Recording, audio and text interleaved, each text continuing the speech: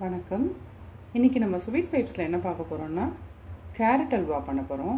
டாட்டரின்ல நீ கேரட் அல்வா பண்ணி காமிக்க போகிறா.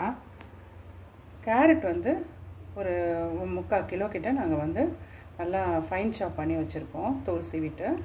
அப்புறம் 1/2 லிட்டர் பால் எடுத்து வச்சுருக்கோம்.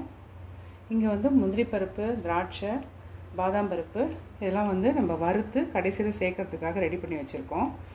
இங்கே ஏலக்காய் பொடி, குங்குமப்பூ எடுத்து வச்சுருக்கேன். நேராக செய்முறை போயிடலாம். ஃபஸ்ட்டு இலுப்பச்சட்டியில் முந்திரி பருப்பு, பாதாம் பருப்பு, திராட்சையெல்லாம் வறுத்து எடுத்துட்டுலாம்.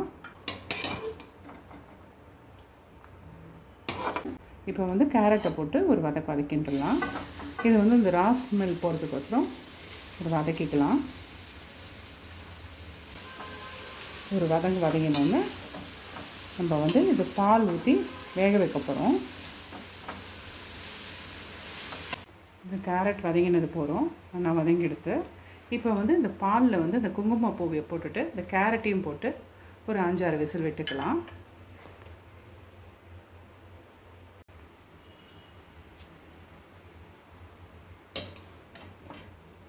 எல்லா கேரட்டையும் எடுத்து வதங்கினதெல்லாம் போட்டாச்சு. குங்குமப்பூ போட்ட பாலில் போட்டாச்சு. இப்போ 5லேருந்து 6 விசில் விட்டுக்கலாம்.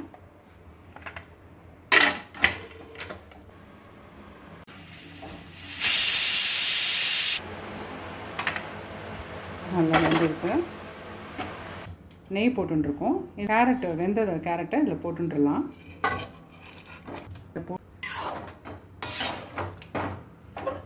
நல்லா வத்தட்டும் அந்த பால். நல்லா ஸ்மாஷர் போட்டு நல்லா மசிச்சுக்கலாம், சீக்கிரம் ஆகிடும். நல்லா பால்லாம் நல்லா சுண்டி எடுத்து, பால் நல்லா சுண்டினதுக்கப்புறம் சுகர் போட்டால் ரொம்ப நல்லாயிருக்கும். நல்லா வத்தி எடுத்து இப்போ நான் ஒரு 2 கப்பு சர்க்கரை போட்டு போகிறேன்.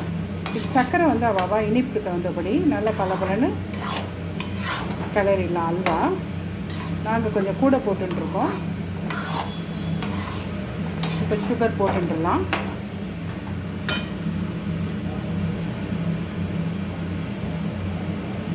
நல்லா கிளறிடலாம்.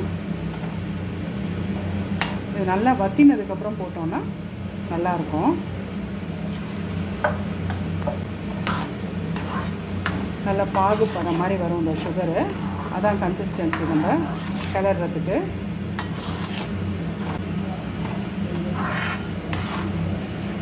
பாகு பதத்துக்கு நல்லா ரெடி ஆகிடுது. ஒரு 2 ஸ்பூன் நெய் ஊற்றி ஒரு கிளறிட்டு இந்த முந்திரி பாதாம் பருப்பெல்லாம் போட்டு நம்ம திராட்சையெல்லாம் வறுத்து வச்சுருக்கோம் இல்லையா, அதெல்லாம் போட்டு இறக்கிடலாம். இப்போ நல்லா ஒரு 2 கிளறிடலாம். நல்லா பலன்னு கேரட் எல்லாம் ரெடி ஆகிடுது. இந்த ஸ்டேஜில் ஏலக்காய் பொடி போட்டுடலாம். போட்டு ஒரு 2 கிளறிக்கலாம். குங்குமப்பூ, ஏலக்காய், பச்சை கற்பூரம் எல்லாம் போட்டு அரைச்சி வச்சுருக்கேன். ஏலக்காய் பொடி அதை போட்டுக்கலாம். அல்வா பதம் வந்துடுச்சு. நல்லா கேரட் அல்வா பதமாக ரெடி ஆகிடுது. அது ட்ரை ஃப்ரூட்ஸ் போட்டுட்டு நம்ம இறக்கிடலாம்.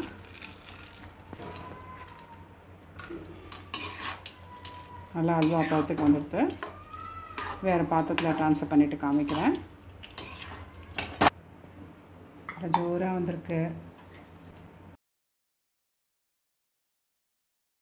உங்களுக்கு இந்த வீடியோ பிடிச்சிருந்ததுன்னா ஒரு லைக் பண்ணுங்க, ஷேர் பண்ணுங்க, சப்ஸ்கிரைப் பண்ணுங்க, கமெண்ட் பண்ணுங்க. நன்றி, வணக்கம்.